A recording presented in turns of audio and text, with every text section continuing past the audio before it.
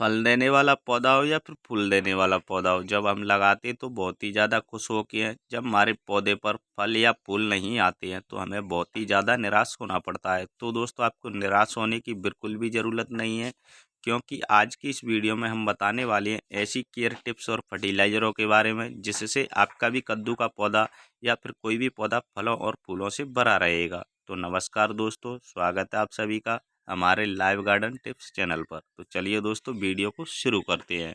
तो जैसा कि दोस्तों और आप सामने देख पा रहे होंगे, हमारे इस कद्दू के पौधे की जो ग्रोथ है वह काफ़ी फास्ट तरीके से चल रही है और इस ग्रोथ के साथ साथ लीव्स यानी पत्तियां निकल रही हैं। उन्हीं के साथ साथ छोटे छोटे फलों का भी निकलना स्टार्ट हो रहा है।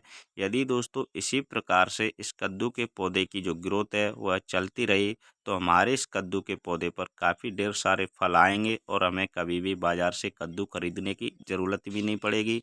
और इस कद्दू के पौधे की जो लीव्स यानी पत्तियां हैं वो काफ़ी ग्रीन एवं हेल्दी बनी हुई हैं, क्योंकि दोस्तों हमें इस कद्दू के पौधे की समय समय पर देखभाल करनी चाहिए। और इस समय समय पर देखभाल करते रहेंगे तो हमारे इस कद्दू के पौधे पर कोई भी फंगस लगने का चांस नहीं बन पाएगा।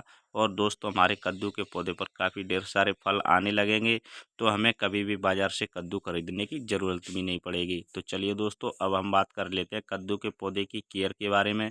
कद्दू के पौधे की केयर किस प्रकार से करनी चाहिए जिससे हमारे कद्दू के पौधे पर कोई भी फंगस न लग पाए और हमारे कद्दू के पौधे पर काफ़ी ढेर सारे फल आते रहें। तो सबसे पहले दोस्तों, आप अपने कद्दू के पौधे की 10 से 15 दिन के बाद गुड़ाई ज़रूर कर देनी चाहिए और गुड़ाई करने के साथ साथ वर्मी कंपोस्ट या गोबर की खाद यूज कर देनी चाहिए। यदि आपके पास वर्मी कंपोस्ट नहीं है तो आप गोबर की खाद यूज कर सकते हैं। और इस खाद के साथ साथ आप अपने कद्दू के पौधे में पानी यूज कर देना चाहिए। पानी आपको उतना ही यूज करना है जिससे आपके कद्दू के पौधे की जो सॉइल है उसमें नमी बनी रहे। यदि आप अपने कद्दू के पौधे में ज़्यादा पानी यूज कर देते हैं तो आपके कद्दू के पौधे पर जो छोटे छोटे फल आए हुए हैं वह सड़कर झड़ जाएंगे और आपके कद्दू के पौधे पर फंगस लगने के चांस बढ़ जाएंगे। तो दोस्तों, आपको पानी उतना ही यूज करना है जिससे आपके कद्दू के पौधे की जो सॉइल है उसमें नमी बनी रहे। और दोस्तों, आप अपने कद्दू के पौधे की 10 से 15 दिन के बाद समय समय पर केयर करते रहना है। तो जैसा कि दोस्तों और आप सामने देख पा रहे होंगे, अब हम आ चुके हैं कद्दू के पौधे की रूट्सों की ओर। तो चलिए जल्दी से मैं इस कद्दू के पौधे की गुड़ाई करना शुरू कर देता हूं। तो जैसा कि आप सामने देख सकते हैं, मैंने यहाँ पर इस कद्दू के पौधे की गुड़ाई करना शुरू कर दिया है।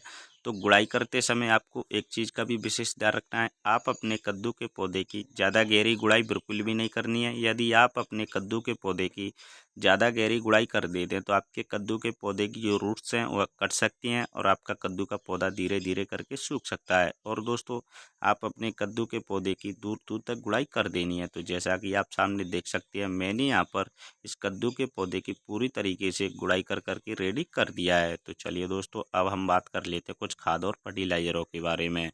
तो जैसा कि आप सामने देख सकते हैं, मैंने यहाँ पर जली हुई लकड़ी की रेक ली है। जली हुई लकड़ी की रेक को मैंने यहाँ पर 50 ग्राम के लगभग ली है। तो चलिए दोस्तों, इस जली हुई लकड़ी की रेक को जो कद्दू के पौधे की दूर दूर तक गुड़ाई की थी इसमें चारों तरफ डाल करके भी तैयार कर देता हूँ। तो जैसा कि दोस्तों और आप सामने देख पा रहे होंगे, मैंने यहाँ पर इस कद्दू के पौधे की जो दूर दूर तक गुड़ाई की थी इसमें इस जली हुई लकड़ी की रेक को डाल करके भी रेडी कर दिया है। तो चलिए दोस्तों, जल्दी से मैं इसे हाथ की सहायता से इस सॉइल में मिक्स कर करके भी तैयार कर देता हूँ। तो दोस्तों, मैंने यहाँ पर इस सॉइल में इस जली हुई लकड़ी की रेक को हाथ की सहायता से मिक्स कर करके भी रेडी कर दिया है। तो चलिए दोस्तों, अब हम बता देते हैं कद्दू के पौधे के लिए फर्टिलाइजर किस प्रकार से बनाना है। तो जैसा कि आप सामने देख सकते हैं, मैंने यहाँ पर एक खाली बर्तन लिया हुआ है और इस खाली बर्तन के साथ साथ जो चीज़ ली है उसे भी मैं दिखा देता हूँ। तो जैसा कि दोस्तों, मैंने यहाँ पर मस्टर्ड केक फर्टिलाइजर लिया हुआ है, यानी कि सरसों की कली ली हुई है।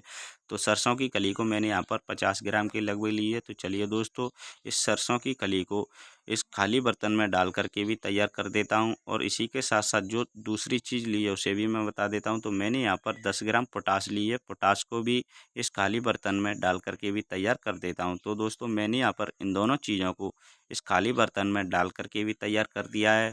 तो चलिए दोस्तों, इन दोनों चीज़ों में आधा लीटर पानी भी मिला करके तैयार कर देता हूँ। तो जैसा कि दोस्तों और आप सामने देख पा रहे होंगे, मैंने यहाँ पर इन दोनों चीज़ों में आधा लीटर पानी भी डाल करके भी तैयार कर दिया है। तो चलिए दोस्तों, जल्दी से मैं इसे हाथ की सहायता से घोल करके भी तैयार कर देता हूँ। तो जैसा कि आप सामने देख पा रहे होंगे, मैंने यहाँ पर इस आधा लीटर पानी में इन दोनों चीज़ों को घोलना शुरू कर दिया है। तो दोस्तों मैंने यहाँ पर इन दोनों चीज़ों को 2 मिनट की कड़ी मेहनत के बाद घोल करके भी तैयार कर दिया है और जो हमारा फर्टिलाइज़र है वह पूरी तरीके से बनकर रेडी हो चुका है। तो चलिए दोस्तों, जल्दी से मैं इस कद्दू के पौधे की जो दूर दूर तक गुड़ाई की थी, इसमें इस फर्टिलाइज़र को चारों तरफ डाल करके भी रेडी कर देता हूँ। तो जैसा कि आप सामने देख पा रहे होंगे, मैंने यहाँ पर इस कद्दू के पौधे की जो दूर दूर तक गुड़ाई की थी, इसमें इस फर्टिलाइज़र को चारों तरफ डाल करके भी रेडी कर दिया है। तो दोस्तों, आप इतना काम कर लेते हैं तो आपका भी कद्दू का पौधा फलों और फूलों से भर जाएगा। तो उम्मीद करता हूँ दोस्तों, आपको ये वीडियो अवश्य पसंद आई होगी।